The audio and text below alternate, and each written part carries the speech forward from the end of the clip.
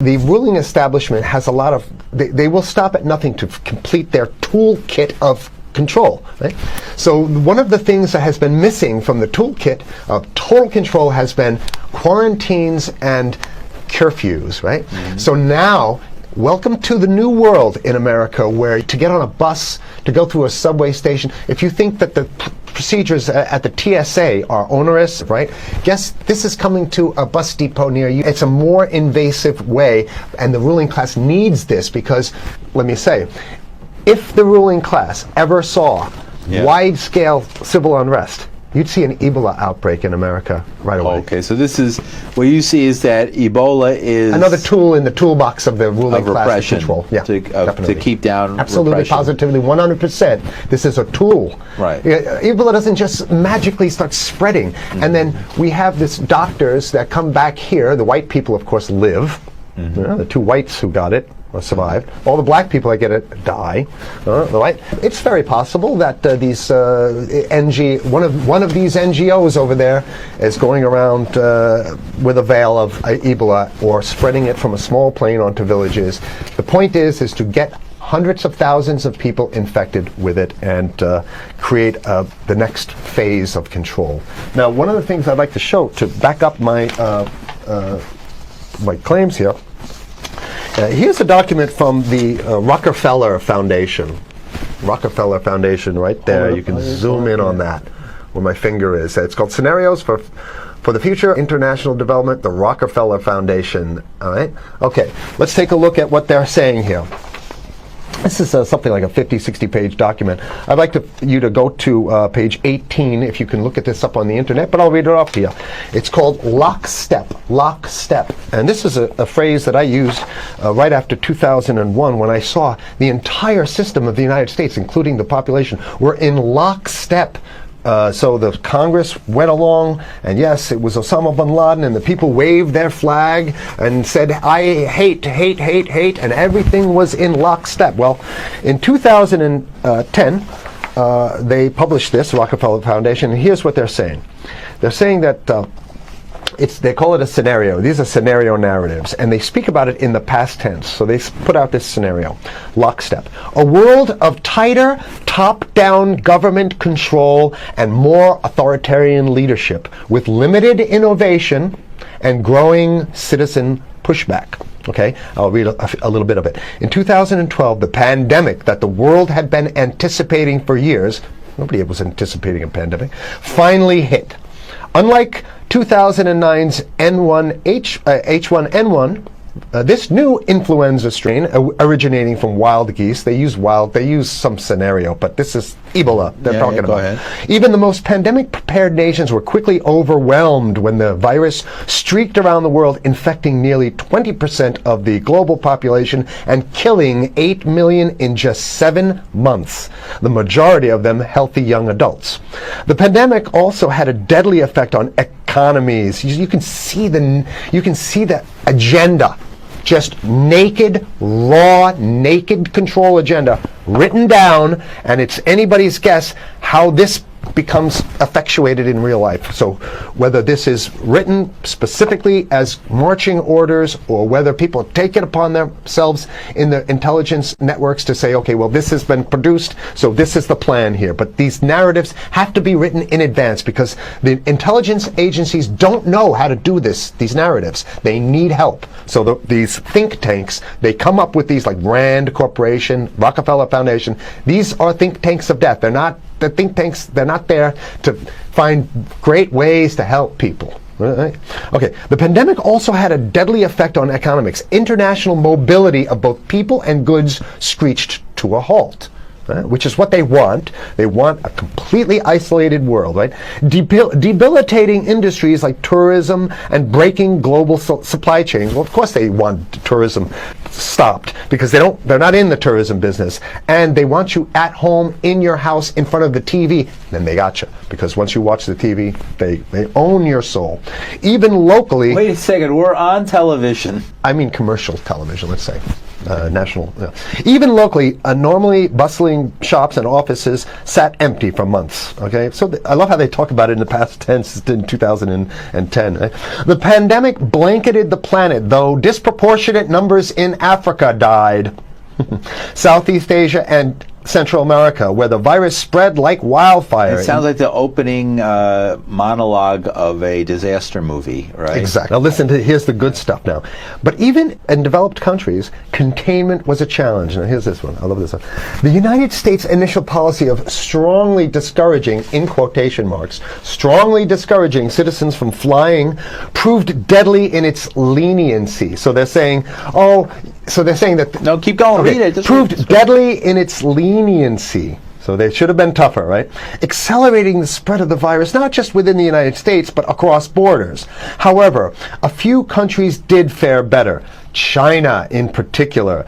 The Chinese government's quick imposition and enforcement of mandatory quarantine for all citizens, as well as its instant and near hermetic sealing off of all borders, saved millions of lives, stopping the spread of virus far earlier than in other countries. So the message is here is we have to look towards the Chinese, the oppressive totalitarian Chinese regime as an example of what we need to be doing here. And of course, the ruling class here loves the Chinese regime because they have demonstrated to the ruling class the most efficient form of capitalism, which is authoritarian capitalism. So we have capitalism, but unfortunately we have this veil. I get it. We have this veil of democracy. This is very interesting. This is continue on. Okay. Okay. China's government was not the only one that took extreme measures to protect its citizens from risk and exposure.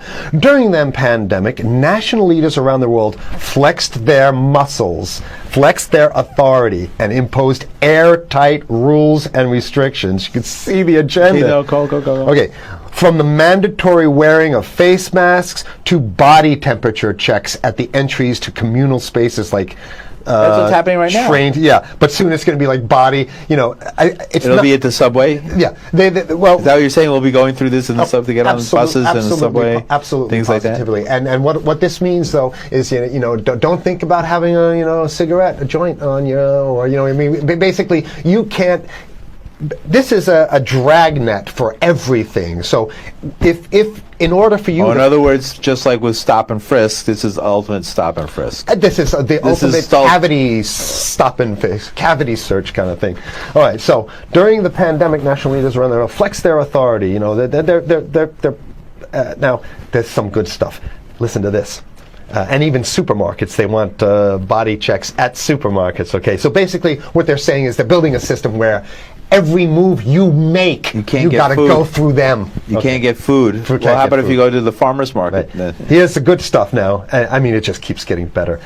Even after the pandemic faded, this more authoritarian control and oversight of citizens and their activities stuck and even intensified. That's the whole point. So they're going to get rid of... Didn't that happen already with 9/11? Of course. 9/11 was how many, 14 years ago, and we still have all these draconian so rules. So they're going to put the body cavity USA, searches Patriot, and all that. That's right. So in order to get to a supermarket, you got to have a body cavity search, and then when there's no more Ebola, well, you know what? We kind of like this way because we have an complete infrastructure of a control grid.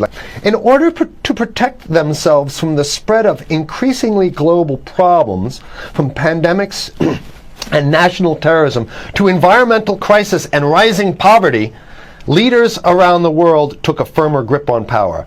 Well, what the hell would rising poverty have anything to do with imposing strict citizen controls with face masks? So they're very sloppy stuff here. At first, the notion of a more controlled world gained wide acceptance and approval. I'm sorry. Nobody likes this stuff. They're just saying it. No, I have to provide analysis. Only because we only have 5 minutes left, so that's. Oh my God. Okay. Citizens willingly gave up some of their sovereignty and their privacy to more paternalistic states in exchange for greater safety and stability. I mean, that's just a complete naked contradiction to the famous saying that if you think you're going to give up a little bit of security, I mean, if you're going to give up your freedom for security, you're going to get neither. That's the long-standing thing. And here what they're doing is They're not even ashamed or embarrassed to absolutely say the exact opposite. They're saying, yes, we all want to give up our privacy and sovereignty for more stability and security and stability. So you don't get that. When you give it up like that, you get the shaft. Can you show us the cover again of what you were just reading? One more time, and then I have two more documents. Right, this is what we were reading here, and just zoom in a little bit so folks can see it. He'll zoom in, don't worry, you can relax. All right. And scenarios for the future of technology and international development. Okay, now I have two more documents. Keep it zoomed. We have the National Security Memorandum of December 10th, 1974. This is Henry Kissinger's brainchild. The National Security Memorandum number 200. You can look that up on your internet. I'll summarize it. He says that there's too many people, we got to get rid of the population. So to answer your question. Oh, from earlier. Yeah, he says, he used the word depopulation, which is different. Depopulation means killing people that already exist, and it's to get the minerals, because we need the minerals. And here's another one. The CDC has a patent on Ebola. They patented it. Yeah? Right. So basically, if you want to get a cure for your Ebola, you got to go. It right up here, right? It says human Ebola virus species and compositions and methods thereof, and it's a patent. It's a patent. They patented the main strain plus something like 17 other strains of it. So they own it now, and I don't know how exactly you can own that, but apparently they've done the same thing. Yeah, I didn't think you could own a natural. Yeah, you can. I guess the main thing to finish off this show is this: that they want to get more control, more and it's going to be curfews and quarantines. So what I'm saying is that unless the American people start to get some new way to revolt, a new way to organize, new way to protest, unless we can break through the apathy, because that's what we have here, then it's going to be a slave state here. The ruling class doesn't seem to have too much resistance. They're getting everything on their Christmas shopping list, and they've been wanting quarantines and curfews for a long time. Now they got it. And if you want to live in a world where you're tricked into all this stuff because it's for your safety, right? And if you want to have a probe and make sure you got to check your pockets, make sure you don't have anything incriminating on you before you go out, and when you step out of your house, you want some police there to monitor and see what you're doing. If that's the world you want to live in, be apathetic, don't do anything. You're going to get that world very soon. It's coming your way, definitely. Mm-hmm. Yeah. So what should people do? What's the hope? You have 30 seconds. To wake up, learn about it, and go fight these bastards in Washington. They're easy to beat. If we can just organize, we can beat them. It's simple. They're weak, and there's so few of them.